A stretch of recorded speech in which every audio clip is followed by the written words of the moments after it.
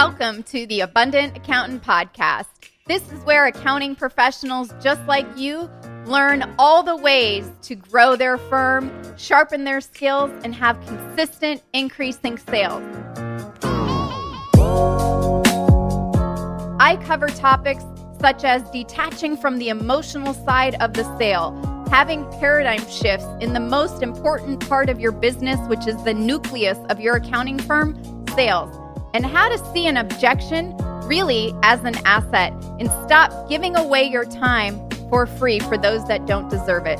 So you can actually get paid your value and your worth and grow your top line revenue. You'll learn tips, sales strategies, as well as hear from personal interviews from successful accounting professionals. This podcast will show you exactly the blueprint on how to create the firm and life of your dreams full of abundance.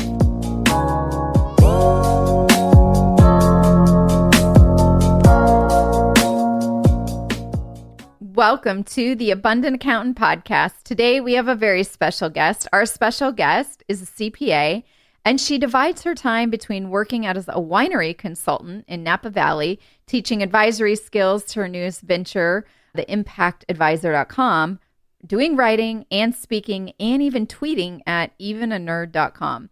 She's also a regular keynote speaker at CPA and technology conferences around the country. And she's also been named Top 100 Influencer by Accounting Today and one of the 25 thought leaders in accounting.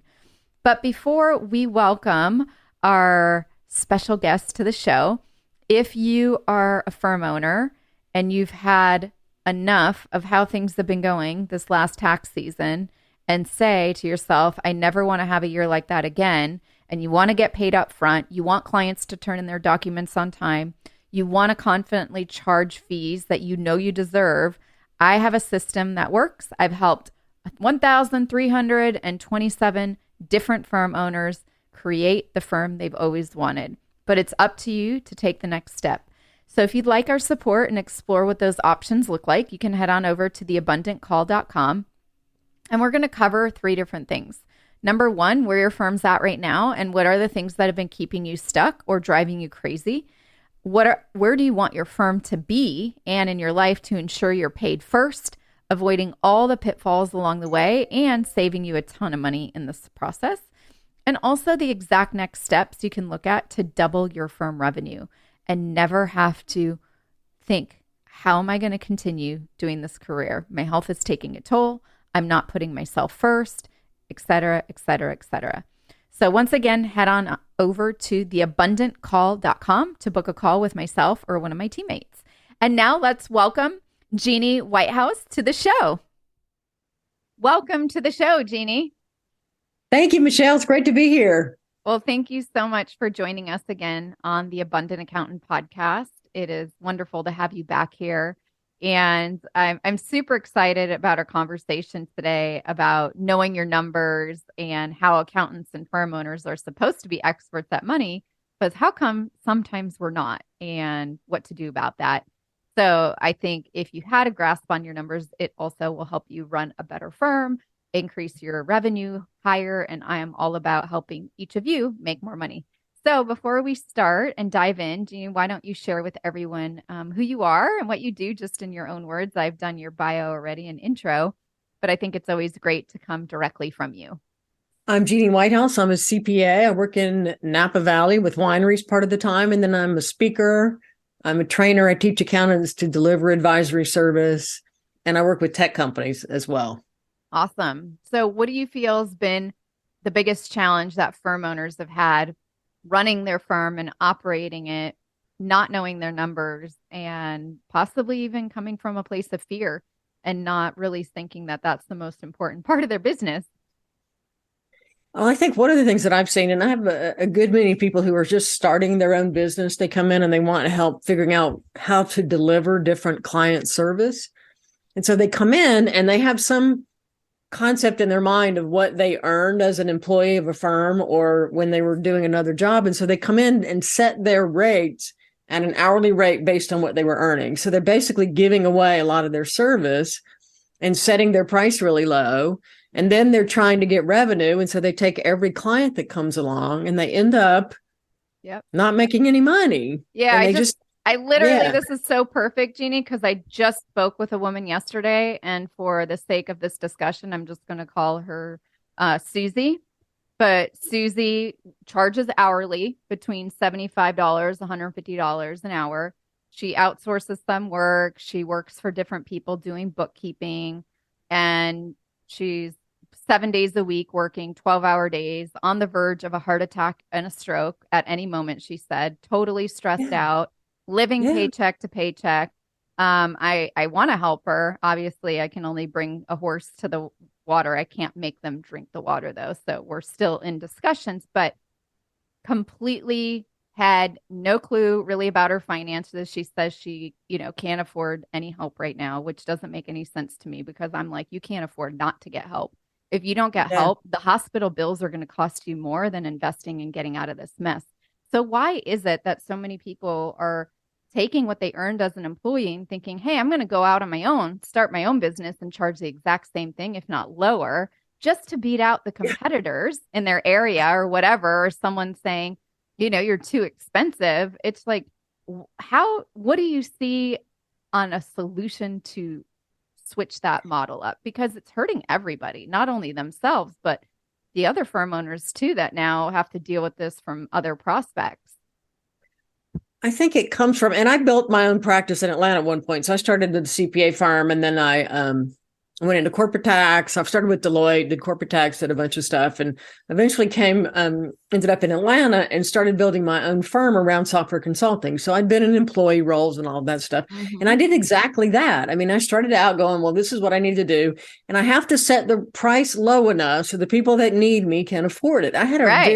Right. a very client centric focus that they really need help because, oh my God, their books are a disaster and Yep. they don't have And any money because the that books are a and that disaster. and that's Susie. Like most people tried it on Yeah. their own. And then Yeah. Susie would do a cleanup project and charge the same amount, not charge Yeah. more. So basically you're incentivizing clients to do bad work. You're like, hey, we'll charge you the Exactly. same. You keep doing work and bring it to me and I'll just clean up your mess. It makes absolutely no sense. I'm sitting here with Susie yesterday, like in literally It's, 14 days, your whole life will change. But I'm not here to and you convince will, you and change you or yeah. nothing like that. I can only show you what I've done with hundreds of other firm owners. And what she was saying, she's like, well, it's at the time tax season and I got 7 more days of this and blah, blah, blah. And, all my clients are getting me things last minute. I'm like, oh, okay. So you allow that. But that's what you were saying, that you would take on Exactly. any client that came You your take way. all Like you were comers. desperate. You're afraid. You're afraid you're not going to Yeah. cover it. And so I built a fantastic not for profit, which wasn't my intent. I was giving away, I was working all the time, Yep. just like your example. And this is our profession. I mean, this is not unusual. We put our clients above our own interests, but we also don't value what we do.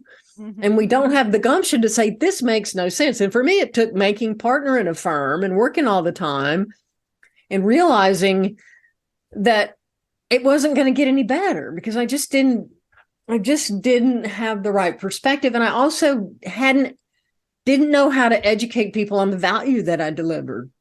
What I gave my clients, a tax return, didn't have value anyway. So I left in pursuit of a way to make accounting better for accountants, but also to make it more useful for our clients. And I think you have to do both.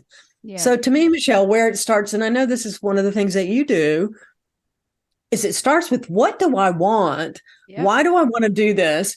And what is the minimum amount I'm going to accept to pick up a piece of paper, anything for a client? I came to the point where I went, it's not worth my time to talk to anybody for less than $1,000. Yeah, I and don't care and what and I'm doing. what I'm she going to wants start. is to Yeah. go hiking, spend time with her Yeah. dog, not put off the landscaping projects at home. All Yeah. her friends don't call her anymore, so she's neglected by her friends. She's not And invited she's anywhere, miserable. and she's Yeah. completely miserable. But even that, Jeannie, and I'd love to know your two Yeah. cents on this because I Yeah. know there's someone listening, and Susie, if you're listening, this is for you. There are a Even lot of with Susies. There are a lot of Susies, but there's one in particular, and she knows who I'm talking to. Yeah. But yet you still aren't willing to make the investment in yourself.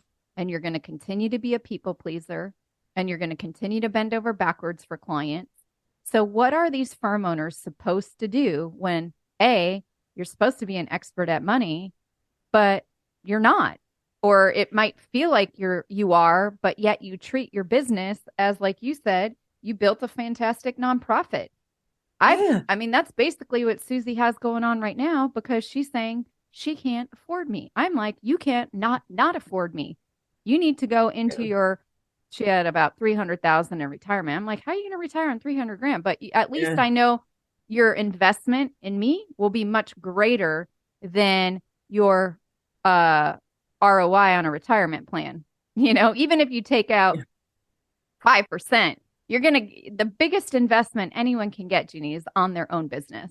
You're going to have the hugest return on investment than any stocks or, whatever those CDs and other investment vehicles are. Your Yeah. biggest return is on betting on yourself.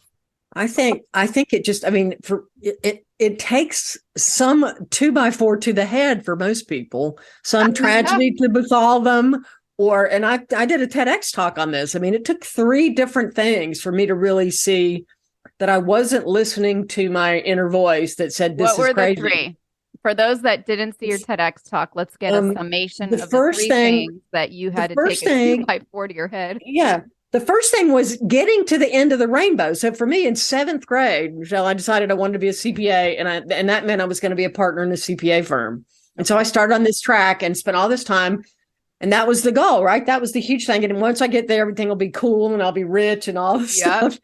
And I make Totally. partner and I go, this is not going to get any better. I'm still going to be working all the time. They're not paying me enough money to make it worth my while. I'm just going to dig a deeper hole and I'm going to die in my chair. And I literally realized it. But it was the first time. And this was 15 years after I started in accounting. And I finally got to the thing that I was working for. And I finally went, do I like this? And I went, no, this is horrible. And my kids don't see me. And I'm Yeah. exhausted. And I'm a zombie when I get home. And I'm This depressed is and Susie, who stressed. I And still yeah. spoke to yesterday. Yeah, So 100%. so that's the first thing. It really takes whatever you don't stop. And I think a lot of us do this. We just keep doing what we know we're supposed to do, and we don't listen to what do I want to do.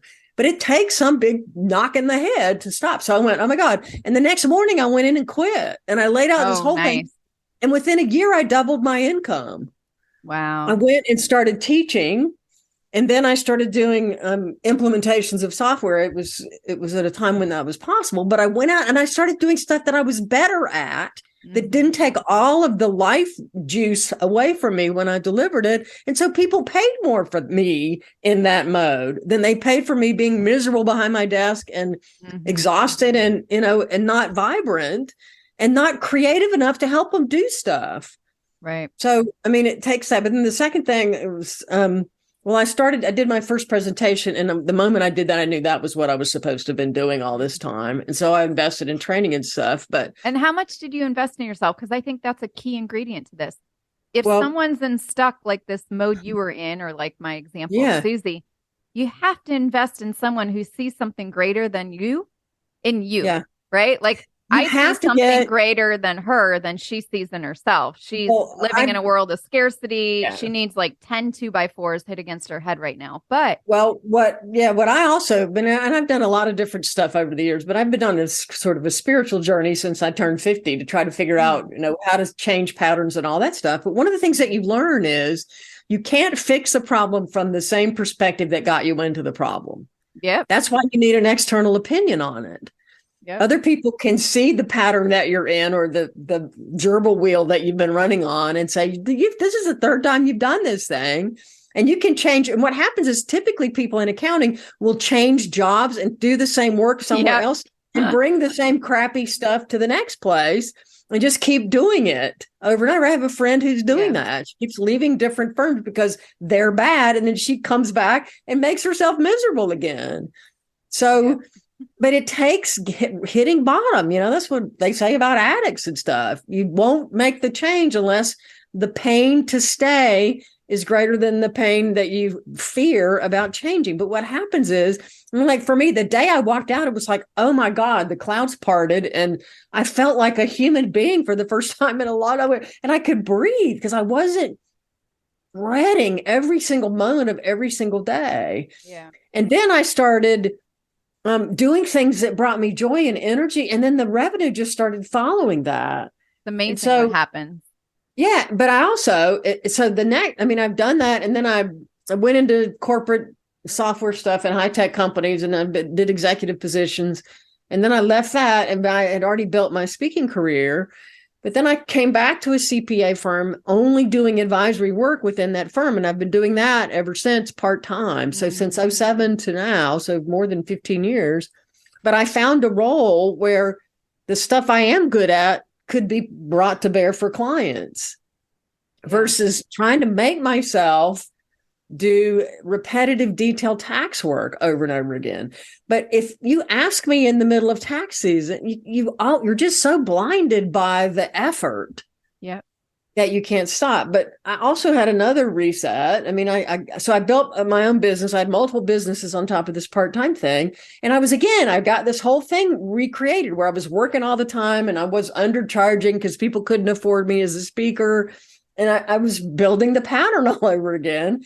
COVID hits and things just stop, right? The No more speaking speaking, stopped, which was half of my revenue. And so I'm sitting there going, okay, what the hell am I going to do now? And I said, I can either sit here and be miserable and do the same stuff that I've been doing, or I can take a risk. And I called up a coach who I'd met and I thought, well, I can't afford a coach. I'm not making enough because I'm doing the same stupid thing again. I can't afford a coach. And I went, wait a minute. that's Susie, 100%. Here, you're doing the same old thing, that's why I'm sharing this. She can afford. She just has to tap into her savings to make the investment. Yeah, I mean, everyone can afford it if they're committed. I think it's about becoming resourceful and getting to the point, like you said, like an addict. The pain getting low enough. Yeah, the pain to stay has to outweigh the fear of the changing. There's a Rumi quote that says, I can't remember the exact thing, but it's something about the pain of staying in the bud is worse than the fear of opening or whatever. It's a Rumi quote along those lines. Yeah. The pain from blossoming, blooming, whatever it is way less than the pain from staying in the bud. So at some point you got to open up and experience what's out there. But the COVID thing, and I had met a speaker right before COVID, and she said, and I thought, oh, she's perfect. And I said, what do you charge? And she said, well, I'm getting ready to double my rates. And I went, oh, great. I won't be able to afford you. And so I never reached out really to find out. I don't even think I found out what the amount was. And so COVID hits. I'm sitting there going, what the hell am I going to do? I don't even know where to start. And I said, I'm going to call a coach. This is it. I'm done doing this same thing over and over again. And I picked up the phone and I called her and I said, what do you charge? And she said, $1,500 a month. And I went, well, if you're as good a coach as you say you are, then you're going to help me figure out how to pay for it. And she said, okay. And so the moment I committed, it's like all the roadblocks to abundance went away. Yeah. The moment I believed that I could make it happen. Because she saw something in you from your last conversation before that you didn't see in yourself to take you to that place so you can stop the patterns that you were in. Just like anyone here, if you have the patterns of every month not even doing your own books for your firm, it's like, well, if you want to be an expert at money and help people with their money and be that person for clients, we actually have to do that for ourselves. And if you want to be the best speaker, like you said, you couldn't keep doing and giving yourself and creating another fantastic nonprofit in the speaking world. Exactly. I was just doing this. Right. Yeah. And I was working a lot, but I had multiple things. But what changed, not only was it knowing that there was somebody that could help me, but my belief that I could cover it. When the moment I believed I could cover that fee, that changed me. That's the first step, right? It's the fear of oh God, I don't know, but I'm going to jump off the cliff anyway. And I'm going to trust that I can generate enough to cover this and more. And it was immediate. Things started to happen because I had a different mindset that I had never had before. I'd been operating from fear for most of my career and life. And at that point, I started to trust and go, I have skills, I have value, and I'm going to set the bar. I will not do stuff for less than X. I don't care what it is. And I'm going to turn them away. I'm going to wait for the people that'll pay over X. Yeah. And that shift is really hard. It is hard. And I think this is I speak to firm owners all the time. And Yeah, when we, me I, too. I would say that 99.9%, not all, but more than the majority, operate from fear. So if, Most people are operating from fear, especially right now. We got the COVID fear that's still hanging on, and then we got what the heck is going on now in our world and yeah, I economies. mean, but that's always going to be that way. But if you keep Yeah. operating from it, then you're going to keep having results like you had before. Well, you bring So, more in, more fear yeah, comes in, the more you yeah. focus on it. So when someone's in the beginning stages of their firm or starting out, operating from that fear and taking on the clients they should not be, undervaluing their services, how they should not be. What are the ways, if you've got a couple steps on how someone could stop that to get to the place so they can learn that they need to hit their version of rock bottom? Because I do believe that, you can shift the mindset to do that prior to hitting rock bottom. I don't Yeah. think everyone Yeah. needs to deal with a heart attack or a stroke like Susie might encounter if she doesn't Yeah. make a change. But even like using Susie as an example, how do you stop the place of people pleasing and running your life from fear all hours of the day? There's no other way than to just go, okay, I'm done. Something has to click. I mean, you have to step away from the desk and go do something completely different from what you're doing day after day. That's what I kept doing. I kept trying to get new perspectives. That's what took stand-up comedy. I took improv Mm-hmm. training. I went and worked at a retail store for a while on top of a VP job that I had to get my mindset out of the detailed drudgery mode that I was in. Mm-hmm. I went on spiritual trips. I've done all kinds of stuff. I've been to Colombia, visited a shaman. I've done all kinds of stuff because I need a different way to see my own world and Yeah, other people that are in it. and I And you've think got to find what's it going to take for you to stop? yeah, And when are I you going I to listen agree. to that voice? And how much did you invest not only in the coaching, but going to see the shaman and going on these trips and spiritual journeys that Um, you went on? And you know, because at the end of the day, it's not going to happen if you don't invest in yourself. And I mean, put in time and money. And that's what I mean when I say invest. If well, you're not getting the results that you want, I mean, yeah, I invest probably anywhere from $7,000 to $10,000 a month in coaching just for myself right now, just for me yeah, on a monthly basis. So, people have therapists, you get a yeah, workout different person, things. trainer. Yeah, yeah, we're doing it on all fronts. Yeah. And if you're I going would to say be an entrepreneur, guess yeah, what? You get to go find someone who's going to help see things that you don't see. And I think, like you said, you were able to not only make a decision, but what changed yeah. was your beliefs. And when It's you, that's always the core. It's right. yeah, it's always the It's the core. mindset. It's one of the things that with the advisory work, which is just what I'm teaching people is a different kind of service that you could deliver. What I can do for clients when I sit across from them that adds enough value that you can raise the price, right? Because if I start raising the price, that's the other fear. I Yeah. don't know what I'm going to give them for this fee. And if I set a fixed fee, then I got to add a bunch more stuff to it. That's the other thing I would do. Oh God, I've set $1,000 fixed fee. Now I got to do all kinds of stuff and not charge them. Yeah. So we don't specify the scope of what we're going to deliver. And again, it comes from this lack of valuing what we do and lack of trusting our own ability to deliver things that matter for that client. So that's what I'm doing. I'm giving them, here's a tool, use this. When you sit down with a prospective customer, client, and ask them different questions than they're used to hearing from us as Yes. accountants, it elevates you out of the price war.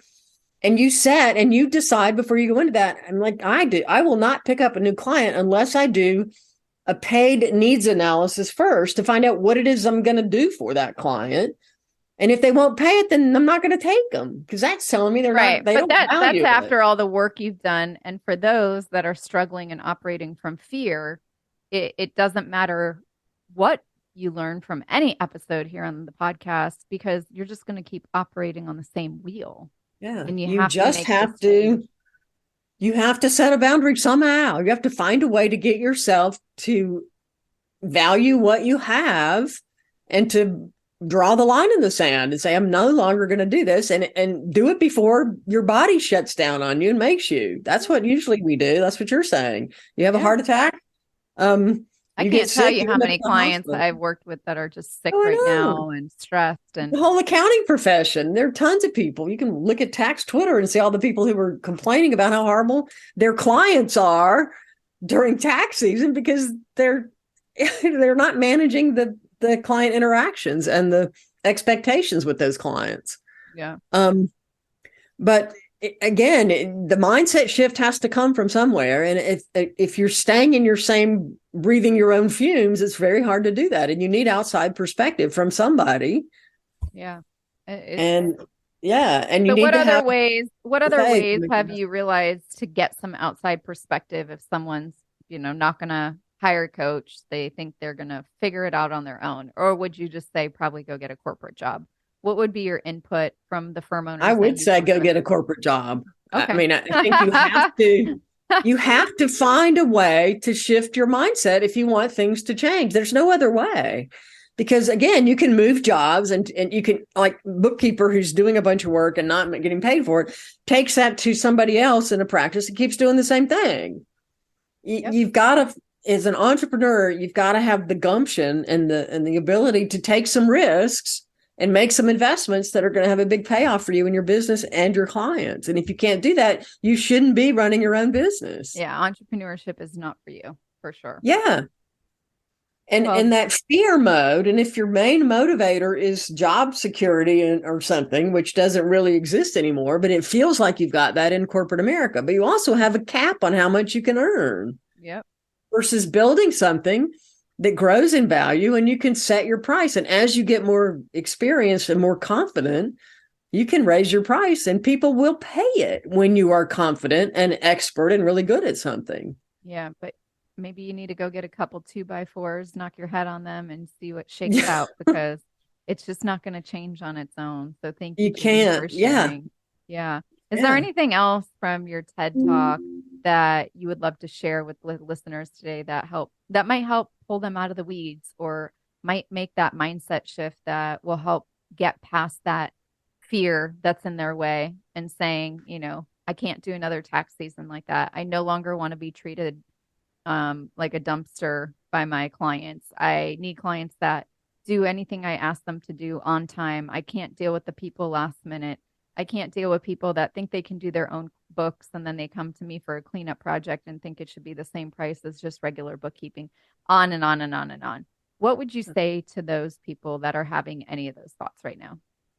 I would say sit down with your best client and find out, identify all the aspects of that client that make them your best client, and then decide what you can do to get more of those clients and get rid of half your other clients and look for that one like the good one. I think you have to get really clear on what it is that makes a good client, because much of what we say the client is bad is our own bad management of the client interaction. So I would go find the client that you really enjoy, and I would start to focus on more of that client, whether it's an industry or it's a type of technology that relates to that client or type of mindset they have or personality of the owner or whatever it is. I would get really, really clear on that. And I would make it my intention, my focus to get more of that and start dropping clients. I mean, that's what people do when they come through my training. They go, I just fired a bunch of clients so I can bring on only clients that want me to deliver higher levels of service. That's the only way you can make capacity. You've got to cut somebody off. And it's the ones that you hate to pick up the phone and talk to that you need to get rid of. Yeah, those are the first ones. And then, so Geni, my last follow-up question is, what if someone's just starting out? They're a first-time firm owner. They don't. I had a bunch of those people call me. Yeah. Yeah. And those are the people who say, I'm going to bill what I've got paid hourly is what my billing rate is. And I went, no, it's not. Don't you dare start that way. I want you to set your minimum price. I want you to figure out, what do I need a month to cover all my expenses and end up with the lifestyle that I want? And then decide how many clients do you want to work with to cover that, and start from that as your minimum. And whatever it is, you set a fee, you determine what you're going to include for that fee, and you start from there. You don't start selling yourself short, because what will happen is which is what you've seen. I know, Michelle, Mhm. you'll get a bunch more of those cheapo clients and you'll never be able to raise your rates. Yeah, The so first true. client will refer their cheapo friend and you'll have like 20 of those people. And then And you will you, have a big headache yeah, on your hands. And then yeah. you will And end now up the, being like Susie, like me, who does yeah. free work. I mean, she donates her fantastic nonprofit of her business is about 9 grand a month she donates in free work because she doesn't even bill for half the work Oh, because she forgets what she does. oh And God. then, accounts And all receivable that. adding up to about 30, it's 28 grand right now. But there's such a better way. And we didn't even add up how much time she spends, sending out the invoices, hoping that they all get paid. She says they're going to get paid, but there's no guarantee. And you're And doing all keeping this work before you get paid. It that's just, just insane. Yeah. And I don't do it's, anything without upfront deposits. I don't start unless you pay me first. I never take it in arrears because you do a ton of work before that first invoice. yeah. Set a fixed fee. I get a deposit. If they don't want to pay, that's fine. Go find somebody else. Yeah, I love Um, it. Well, thank you for solidifying everything I've said, Geni, for so many different episodes and sharing, the things that you shared in your TED Talk and making sure yeah, that, looking and maybe doing a reflection of where's the end of your rainbow. The tax yeah, season's past us, new deadlines upon us. yeah. It's How much always longer do another. you want to do this Yeah, that way? it's always I'm going to fix it next this X, and then you get to X. Well, I'll fix it the next X, and it's always a Yeah. 15th of some month. I can't do anything until this. I can't do, and they never do it, and then they die in their chair. That's what happens. That really is when I realized this is not going to change. I'm going to Yeah. keep working like this. They're not paying me anything for all the hours that I'm putting in, and now I'm going to add responsibility and liability for the firm and all this other stuff and probably have to pay them money to take on all this other stuff. I mean, it's ridiculous. It really is.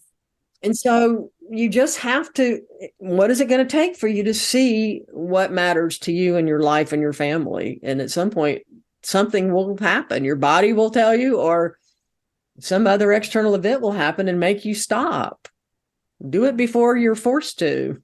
Yeah. Well, Geni, thank you again for being here with us today on the Abundant Accountant podcast and sharing your journey and all of these amazing golden nuggets that you had to share and just your personal story as well. So thank you again. Thank you, Michelle. It's my pleasure. What an amazing episode with Geni. So many golden nuggets today. And I mean, you just heard it from the horse's mouth, right? And I think for each person listening, it's like if you are dealing with this fantastic nonprofit that you built and you feel that you are underbilling, you are undercharging, you're being taken advantage of by your clients, they don't turn in their documentation to you on time, you're chasing people around for paperwork, you're undercharging your prices because other people in your area are also that low, or you fear that you're going to lose your clients, then make sure to book a call with us over at theabundantcall.com, just like Geni did. All her speaking engagements went out the door during COVID. But what's the one thing she did? She said, I'm going to call a coach because I'm not going to keep doing the way I've been doing things. And she had a fear of changing.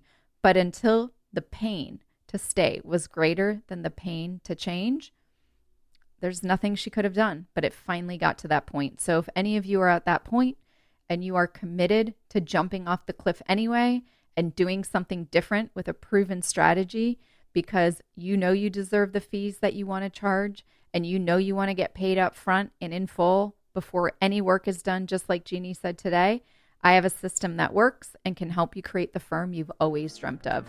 So head on over to theabundantcall.com to book a session with myself or one of my teammates, and we look forward to exploring what's possible for you.